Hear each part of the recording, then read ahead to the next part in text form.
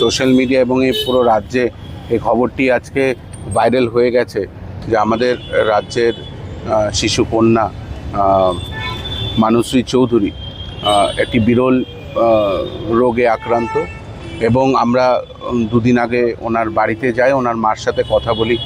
ওনার যে medical condition আছে সেটা নিয়ে কথা বলার পরে জানা যায় যে একটা ইঞ্জেকশন, একটা বা দুটো ইঞ্জেকশন ইমিডিয়েটলি 2 মাসের ভেতরে মানসীকে দিতে হবে, যেটা একটা estimated cost near about 18 crore, 18 কোটি টাকা দাম।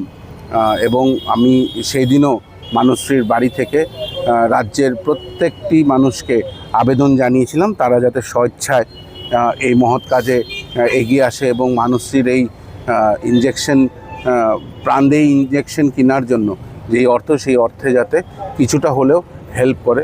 ইতিমধ্যে আমরা বলেছিলাম যে আমরা রাজ্যভিত্তিক আমাদের যতগুলো সাংগঠনিক জেলা আছে সেই জেলা ভিত্তিক আমরা ডোনেশন কন্ট্রিবিউশন একটা ড্রাইভ নেব এবং আজকের তার শুভ সূচনা। আমরা আজকে মানসী চৌধুরীর জন্য আজকে সদর জেলা যুব কংগ্রেস এবং সাথে মহিলা কংগ্রেস, টোটাল কংগ্রেস ফ্যামিলির থেকে আজকে আমরা ডোনেশন নেব, দোকানে যাব।